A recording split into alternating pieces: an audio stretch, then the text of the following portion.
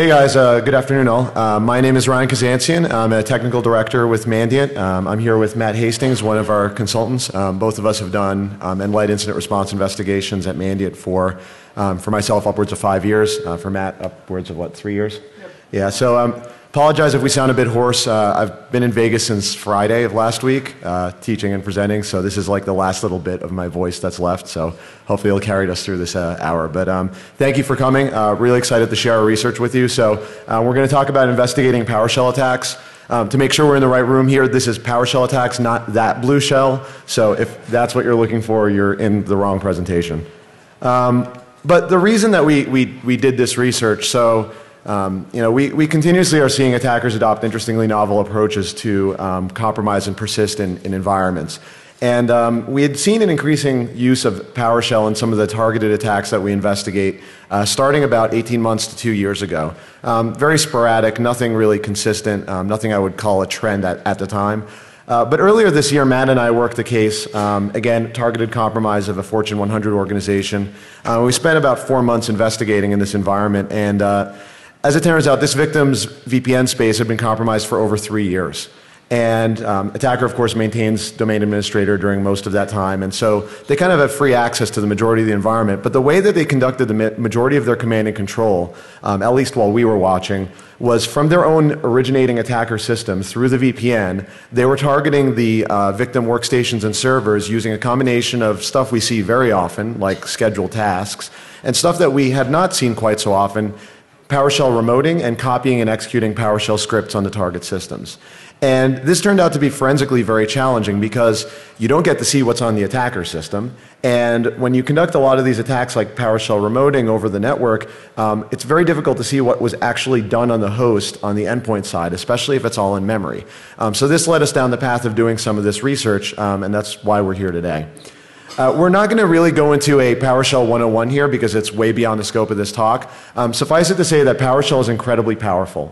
It is a command line and scripting environment in Windows that takes the functionality that you might see in batch scripts or VBS scripts or other types of scripts Windows has always supported and just ratchets it up a whole other level. So you can execute commands, you can interact with the Windows API, you can interact with the registry, and then you can do really cool stuff like access the entire .NET framework or reflectively load and execute DLLs in memory. And so this makes it very useful for system administrators and developers using PowerShell for legitimate purposes. But it also means that attackers can do some really neat stuff with it. And as a natural consequence of that, a number of developers have built some really cool penetration testing and attack frameworks that use PowerShell. PowerSploit is probably the best known, written by a number of guys, Chris Campbell, Joseph Bialik, Matt Graber, who works with us at Mandiant FireEye. And PowerSploit's awesome. So it does reconnaissance, it does remote code execution. It's got like a module called invoke Mimikatz that will take the Mimikatz code and in memory run it on a remote system without ever touching disk and do all the cool stuff Mimikatz does. And a lot of other modules. And then there's other tools like Metasploit has had PowerShell-based modules for a little over a year now. Veil PowerView, Nishang. More and more attack frameworks are integrating PowerShell into their toolkit. So we've got targeted attackers using it or learning how to use it, attack and testing tools using it. We're also seeing mass malware use PowerShell. The first PowerShell mass malware was actually shortly after the creation of PowerShell in 2006. It was called PowerWorm. It was kind of a proof of concept, didn't really do much. But now there is actual mass malware that uses PowerShell. Trend Labs has actually reported on a couple of samples within the last 12 months, one of which was like a classic ransomware sample that encrypted all your files and demanded payment. But the bottom line is, attackers of all disciplines are learning how to use this stuff. So instead of trying to come up with an investigation methodology that was specific to one type of attack framework or tool or malware sample, we wanted to take the lowest common denominator. So what are the fundamental ways you can use PowerShell to interact with a system? And then what forensic impact does that have? So the three scenarios we exercised were executing a PowerShell script on a local host, using the PowerShell remoting feature, which uses a protocol called WinRM, Windows Remote Management, to interact with the remote host. And then persistent PowerShell, which is simply taking some PowerShell code and configuring a system to automatically execute it upon login or boot time. And for each of those scenarios, we ran test cases to see what the impact was of the registry on the file system, on event logs, in memory, and then if you were monitoring the network, network traffic. A few assumptions. The first that we make is that the attacker has either local or domain administrator access to the target system. You may be thinking, well, isn't that cheating? But what we're dealing with when we look at this is post-compromise scenarios. So I don't care about the initial exploit vector. I care about now the attacker has a foothold in the environment and they're achieving whatever mission they have in that environment, meaning they're moving laterally from host to host, they're doing reconnaissance, they're looking for data to steal, they're stealing data, and they're doing whatever else brought them to that environment in the first place. And in almost every Windows environment we ever use, the attacker successfully gains administrator privileges very quickly. And so then the question becomes, how covertly can you conduct all those other stages of compromise without getting caught and kicked out? And PowerShell enables that quite nicely. So that's the context in which we're going to be looking at all of this findings. And then a quick version reference. There's a lot of different versions of PowerShell. I think 4.0 is current, 5.0 is in the works, but in most enterprise environments you're going to see 2.0 because that's what it's installed by default on Windows 7, actually Vista and later, and Server 2008 R2. Windows 8 includes PowerShell 3 by default, Windows 8.1 includes 4, but we don't expect to see corporate environments really adopting either of those platforms for quite some time.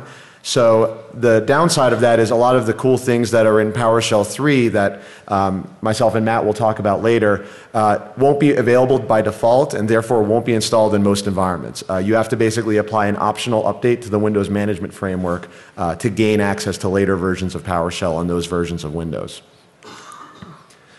So let's begin by talking about memory analysis because in some ways this is the worst case scenario, which is an attacker interacts with a targeted host, they use PowerShell remoting, and they don't write or touch disk at all on the target system. So worst case scenario because it's volatile, the session ends, you may come back to the system in minutes, hours, days, and based on a lot of factors, we wanted to understand what would be left behind assuming the system had not shut down or been rebooted, and how long could you find and recover that, and just how much could you get out of memory. So to understand this, we need to kind of understand the process hierarchy that PowerShell remoting uses. So what happens when myself as a client initiates PowerShell remoting to connect to a target system on that target system's memory. So the way it works is, let's say I use the PowerShell commandlet invoke commands to run evil.exe, and presumably evil.exe is already on the target system. svchost.exe, the service hosting process that is running the DCOM launch service, instantiates an instance of wsm-provhost.exe.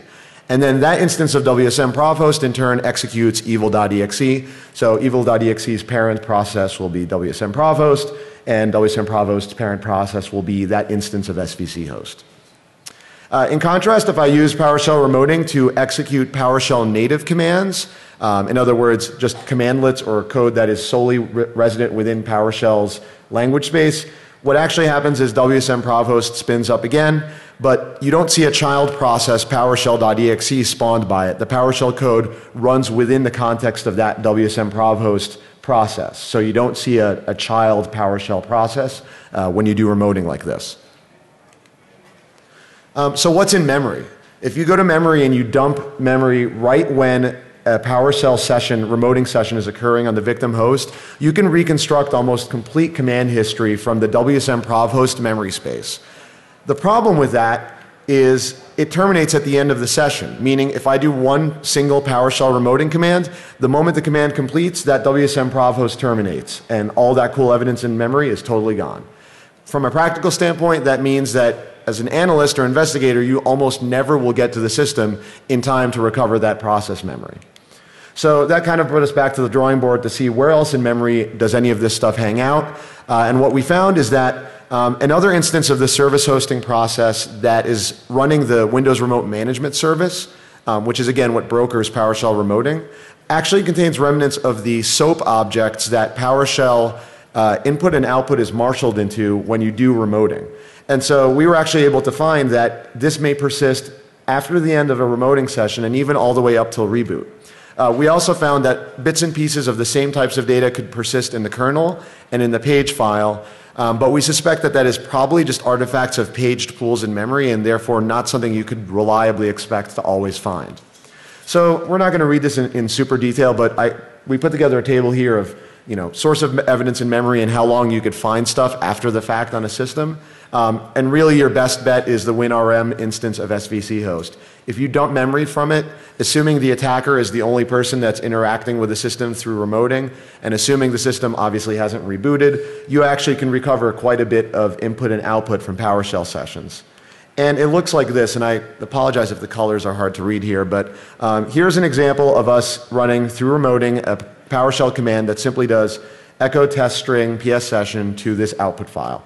And amidst this giant blob of ugly XML, you can actually see there is a RSP command tag and then the full command that we submitted in the command line. And we were able to recover that from memory many, many hours after that already had executed. A more interesting example is we use the PowerSploit invoke Mimikatz module, again through remoting. We actually use the technique where you download through PowerShell the script over the internet and then dynamically execute it, so absolutely nothing touches disk. This is solely in memory on the victim system. And again, we can see in the inset a complete command line of everything that was executed to pull and run the invoke Mimikatz PowerSploit module. So definitely possible to do this. Yes, this is painful. This is kind of like worst case scenario. You can recover evidence, but you're going to have to work for it. The biggest problem is that because we're looking at fragments of the SOAP and the PowerShell remoting protocol XML objects that are used when you do remoting with a system, it's not like you've got these well-structured objects that are retained in memory because they're being actively used. You're seeing stuff in basically portions of memory that are no longer actively allocated to anything. And so the bottom line is you can do string searches looking for some of these tags that we have here, like RSP command line, to find these strings and hone in on the commands, but you're going to have to sift through a lot of garbage. So in summary, timing is kind of everything rather. That's always the case with memory analysis, but especially with this. Because there is no proper place at which in memory all of PowerShell history is just retained forever. It has to be reconstructed from what's left behind in the Windows RM memory space. And then things like system uptime and memory utilization all can impact how likely you are to recover these types of artifacts. So I'll hand it off to Matt to talk about event log analysis. Thanks, Aaron. So for the event log analysis, we looked at a similar scenario that Ryan just talked about, where an attacker is interacting with the system remotely via PowerShell. But then we also looked at what happens if an attacker actually logs in and runs PowerShell locally. And for each of these scenarios, we try to answer three key questions. So which event logs specifically are capturing this activity? And this will be event logs that are directly writing PowerShell activity. So what you'll see in the next slide is event logs that PowerShell writes to directly, and it doesn't necessarily cover other event logs that may contain relevant forensic data. So for example, in the remoting example, an attacker logs in, you would expect to see the login be recorded in the security event log. That really wasn't covered in our research, but definitely another source of evidence. We're also looking for each event log that we're looking at what level of logging details. So ideally get full command history on everything executed on the system, but in reality, what are we going to see there? And then specifically some of the differences between PowerShell 2 and PowerShell 3. So we identified 5 specific logs that may contain PowerShell commands or may contain some relevant information related to PowerShell execution. And in the next few slides, we'll walk through what happens in a local versus a remote scenario.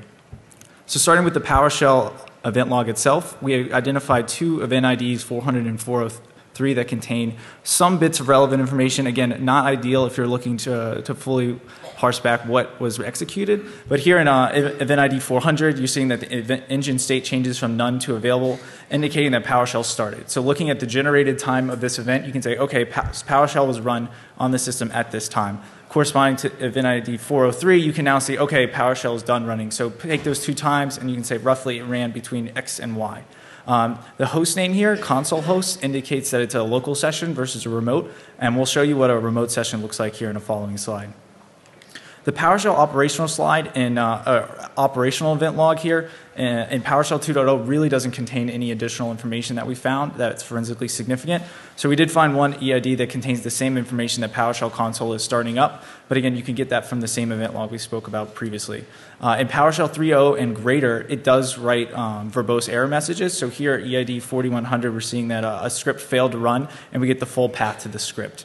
In a remoting session, if you're actually looking at the accessing system and it fails to access a remote host, that will actually be written here too. So you can get the host name and IP address of the system attempting to be accessed. For PowerShell analytic logging, for those of you not familiar, analytic logging is disabled by default and probably for good measure. It's really meant for debugging purposes and not for long-term event log retention. So we did enable it, and we did find that at least in PowerShell 3.0 it does contain relevant information.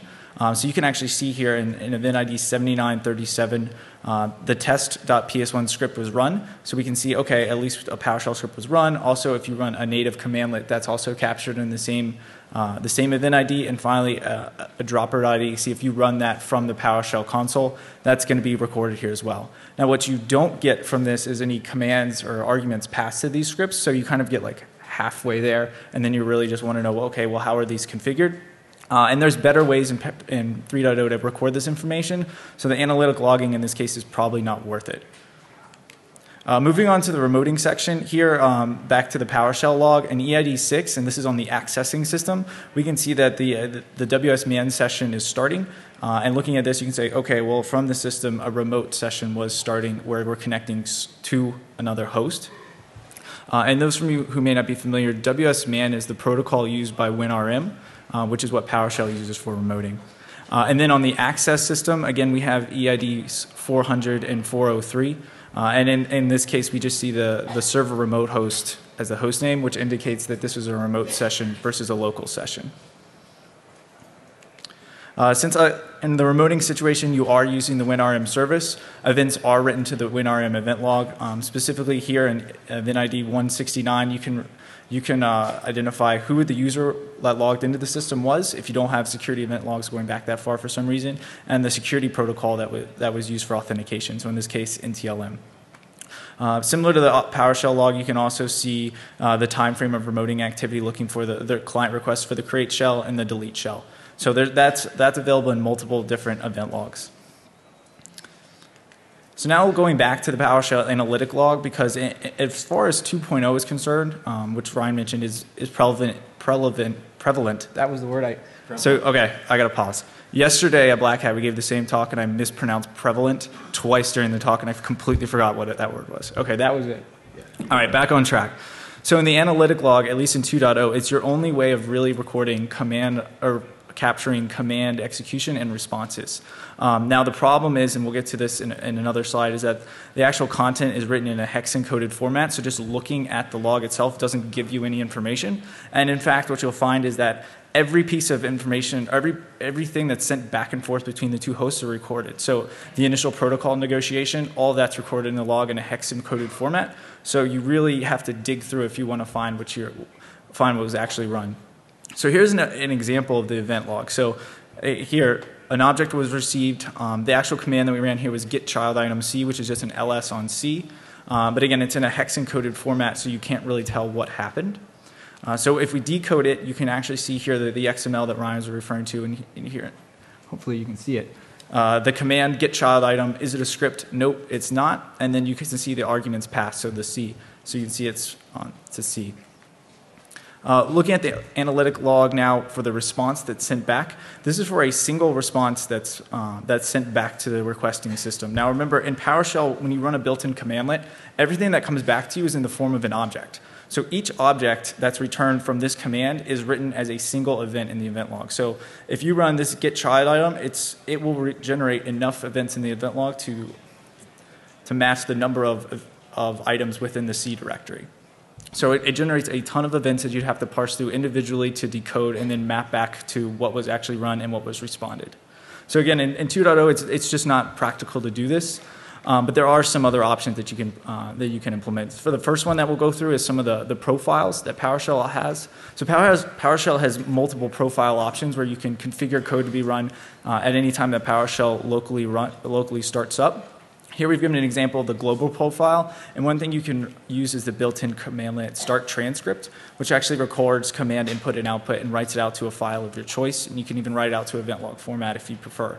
We've also seen some companies put together some custom code that actually overwrites the default prompt so that anything typed in will actually just be spit out to a file.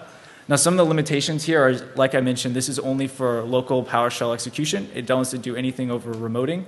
And also, you can launch PowerShell by setting the no profile flag so that none of this code is run. So again, it's a solution. It's probably not the best answer in the world, but it is something that can help you out. Also, if you're using AppLocker has an option for logging and enforcing scripting rules. So if you even just set it to audit, you can see here, okay, a script was attempted to run at this time, and here's the path to it. So even if you're not enforcing these rules, this is another option for you if you're running AppLocker. Moving now to PowerShell 3.0, the best option that we found is module logging. And what module logging allows you to do is actually get that clear text specific command input and output right into an event log in clear text for anything that's being run through the shell, both locally and remotely. And we'll show you what some of these look like here in further slides. So here we actually ran a slightly more complex command than what we've done in the past. So here we said get child item of the C temp directory, let's recursively, but only filter back files with the .text extension, and then do basically a grep, which is select string in PowerShell for the term password. So the top item here, you'll see that we've captured the command being sent to the system, and you have all the arguments being parsed out and available in a nice clear format. And finally, at the bottom, you see the response where you can actually see the file that it hit on and the line where it found the file, found the hit. Now, this can be slightly problematic when you run a script, because each line in the script or each command in the script will generate its own PowerShell event. So if we ran the invoke Mimikatz module within PowerSploit, and it actually ended up generating over 1,200 events in the event log. So a large number of events that we couldn't possibly parse through. But when we got to the actual response from Mimikatz, we found that it actually wrote the clear text Mimikatz output in the event log. So you can see all your password hashes here clearly written in the event log. And now to talk about persistence, give it back to Ryan. Thanks. So for this last bit that we're going to focus on, we wanted to talk about the ways in which PowerShell code could be configured to automatically run on a system. And obviously attackers like persistence because if you're doing something like installing a backdoor or a keystroke logger or a card data track or track data swipe recording tool, any case where you want something to continuously execute on a system and survive reboot, survive shutdown, you need to find some persistence mechanism. And this is very well understood in forensics and incident response.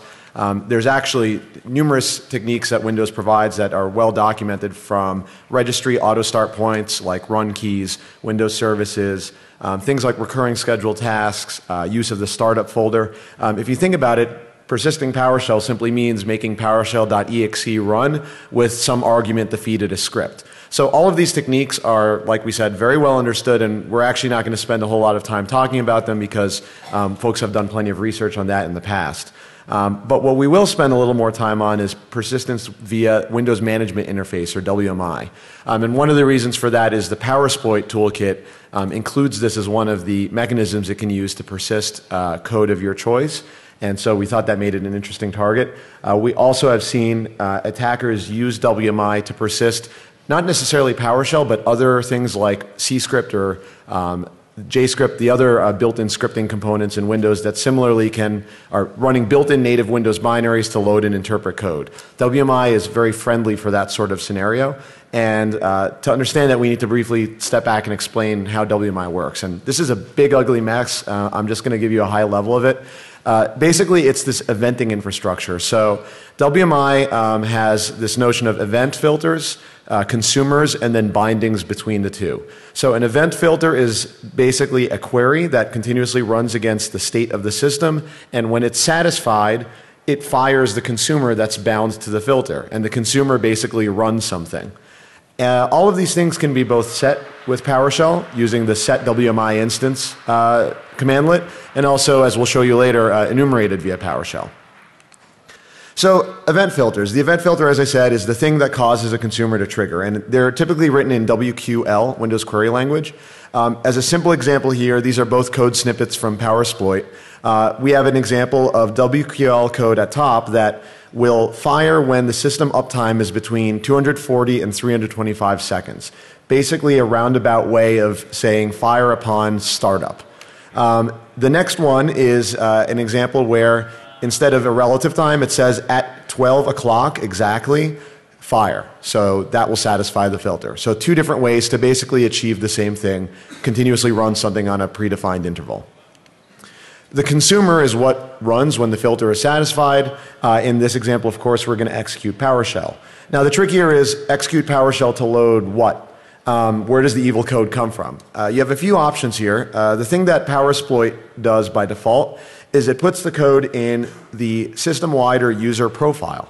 As Matt mentioned earlier, profiles load automatically when PowerShell executes. So if I create a persistence mechanism that simply runs PowerShell without any options, it loads the profile, and then by virtue of that, it loads the malicious code. So very simple technique, works very nicely. The other thing you can do is add your malicious PowerShell code to the arguments that you're supplying to PowerShell.exe and simply build it right into the consumer's command line. And in that case, you're only limited by the command line length limit that Windows enforces, which is something like 8,000 characters. That actually isn't too bad of a constraint, and in fact, the example up top shows that you can run compressed PowerShell code and have it decompress and execute on the fly, so you can fit a lot in 8,000 characters, certainly enough to do like first stage dropper type stuff. So how do you find this? There's really no good solution. The easiest solution to find malicious WMI filters in consumers that run evil PowerShell is through the use of PowerShell. The get WMI object commandlet lets you enumerate event filters, consumers, and the bindings between the two. We do investigations in a lot of large environments, so we've pulled like 50,000, 100,000 node environments to get an idea of what's common and what's not in your average Active Directory environment. And what we've seen is that it is not common to have event consumers that execute PowerShell. That doesn't mean that in your environment it may not be legitimately used for some administration purposes, but the bottom line is you could baseline your environment very easily and determine what consumers and filter names and consumer names you legitimately have, and then look for anomalies. The other thing you can do is look at the file system of the host at which this occurred, but this is actually difficult because WMI is stored in the WBEM repository. It's this directory, C Windows System 32 WBEM repository. And the files that keep all of the WMI objects and event filters and consumers, namely objects.data is the key file, and it is this undocumented proprietary format for which there is no documentation whatsoever. Some of our reverse engineers have looked at it briefly and said that it's a big ball of hurt that they really don't feel like getting into. But the bottom line is that if you had a dead disk image, like forensically acquired, or if you just grabbed objects.data from a host, there's no good way to parse it and get back the intrinsic structure. You can do strings against it, which is kind of good. So strings will actually give you the event filter and consumer names. So if your attacker was foolish enough to create, my badass event filter, you would be able to string search and find that in objects.data. You also do get the command line. So if you do discover on a host that this technique is in use and the attacker is referencing PowerShell with a specific set of arguments, you can actually see that in strings in objects.data. If you're looking for things like, I'm examining a system, did these files get modified during a time frame of what I think is attacker activity? It's not going to work because Windows updates these files constantly. So it's not forensically significant if they change in a given period of time because they change all the time. Finally, you should definitely review all of the profile.ps1 files on a system that you suspect has been hit. Again, in most environments, you probably will just have an empty file. But it's so quick and easy to check the profile that you might as well look at it because, again, anything in the profile will automatically execute unless you supply the no profile argument to the PowerShell command line. So why not check it for malicious code? Finally, the registry. This was kind of disappointing. We, like many things in Windows, really hoped that creating a WMI filter or consumer would lead to some sort of change to the registry that could be forensically examined. And that really wasn't the case. The only exception was, depending on the filter that you use to create the condition that's going to fire your consumer, registry key might be created specific to the provider that satisfies that query. So the long and short of that is the example we had where PowerSploit uses a WQL filter that says run this on this exact hour and minute. It was like 12 o'clock in the example we had on screen. Creating that filter registers this key for Win32 clock provider. And by default, this does not exist in Windows environments. You have to create a WMI filter that uses that as its provider. And from all of the enterprise scale investigations we've done, I have not seen this key, except when an attacker is using this technique. Now, of course, there's 100 million ways you could probably create WMI filters that don't use that specific provider, so this isn't meant to be comprehensive, but it was an interesting artifact of default behavior of PowerSploit itself. And then other sources of evidence, if you use the sysinternals tools, which are fantastic, autoruns was recently updated about a month or two ago. Version 12 actually will enumerate and display all of your WMI filters and consumers in a very easy to read format. So I definitely suggest checking that out. In memory, we didn't spend a terrible amount of time examining this, but that was mainly because the memory space of the WMI relevant processes are really, really noisy, and we didn't find any good reliable way to recover evidence after the fact. Event logs do have some WMI stuff, so you can enable WMI trace logging, and then if an attacker registered a malicious WMI event filter in consumer, it would generate an event, but Windows also does this stuff behind the scenes constantly. So that one event is going to be buried among thousands of events generated during normal system uptime and probably roll off the log pretty quickly. So just kind of to wrap some things up, we definitely didn't cover every single source of evidence that's available on a single host or even across the environment. We have released a white paper that's actually now public, at least in a draft format, and the final version should be out next week. And that has a lot more detail into some of our research and some of our findings. But just a few other places that you could look if all the other ones that we've gone through have turned up nothing. If you're looking at a Windows workstation and there's a PowerShell prefetch file created, that can certainly contains information on either if a PowerShell script was run or if during that PowerShell activity certain files were accessed that may be of interest to you. Now the only caveat here is that's only for local execution of PowerShell. Again, no remoting here. Also, there's a single registry key that normally I wouldn't say is going to be relevant, and this is the execution policy setting. So by default, PowerShell doesn't let you execute unsigned scripts, and that's just to prevent people from double-clicking bad scripts. But again, just like everything else in PowerShell, you can bypass it on the command line with the execution bypass flag. Now, in one situation, Ryan actually saw on one single system, the attacker modified this registry key to allow them to run unsigned scripts rather than just bypassing it on the command line. I don't know if they were just lazy and they were tired of doing it, but they did modify this key. Network traffic analysis, since PowerShell uses the WinRM service, looking at the WinRM ports, so port 5985 and 5986 use HTTP and HTTPS respectively. Now the payload for PowerShell is always encrypted regardless if it's HTTP, but if you are using HTTP in your environment, you can actually pick up header information which contains the PowerShell version. So in that case that we've been mentioned previously, the attacker is actually using a different version of PowerShell than what they use natively in the environment. So they actually wrote they actually did some network monitoring and were able to detect when the attacker was using PowerShell based on the version in the headers. And the NetFlow stuff. Yeah, and then looking for anomalous net flow. And then we'll get into a little bit more of that here on the next slide. So really the lessons learned and what we'd recommend most companies do is they upgrade and enable module logging if possible. So moving to PowerShell version 3 or later and implementing module logging was really the best solution that we found in all of our research.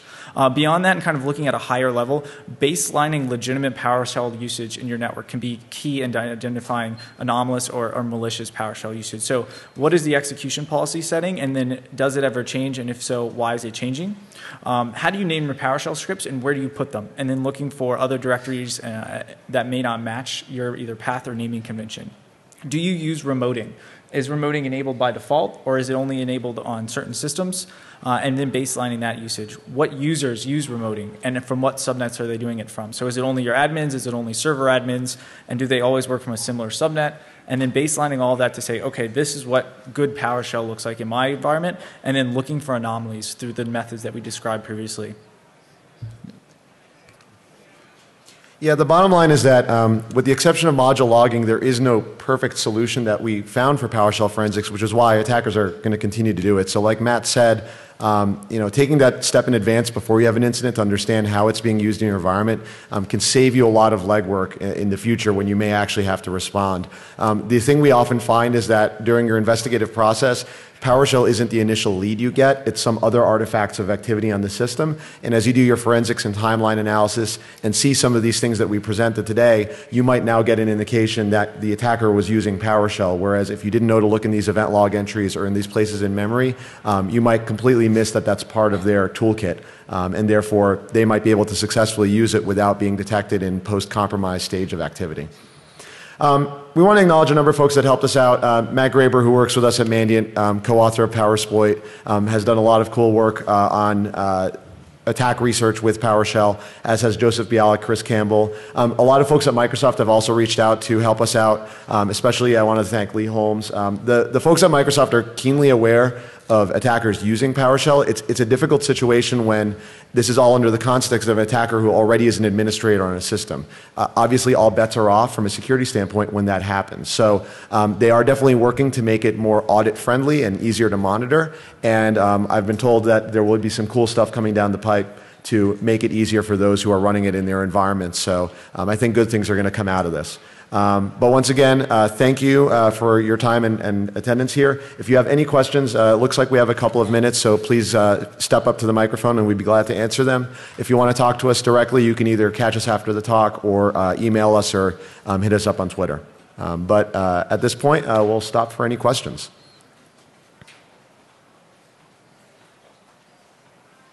Sure. Could you just go up to the mic, please, so that it gets caught in the recordings? Oh, all right. Well, then just speak loud, and we'll just repeat it. You recommend definitely upgrading to at least PowerShell version 3. Are there any major advantages to upgrading all the way to 4? The question was, we recommend upgrading to PowerShell 3. Is there any reason we could just not update the 4? Not that I know of. I think you could just as well update the 4. The reason they don't actually make it an automatic update is that there are a couple of things that were deprecated between 2 and 3. They're exceptionally minor, but for like the very small pool of people that are using PowerShell for like sysadmin or exchange management, you may not want to break things, right? So I would check whether the things that you use in 2.0 are not broken by 3, but 2 to 3 was the major change.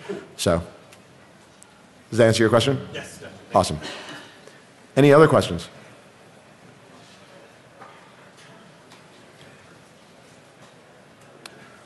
All right. Well, once again, if you want to talk to any of us directly, we'll be here, or you can just reach out to us via email. But thanks once again. You guys were great. Appreciate having us here.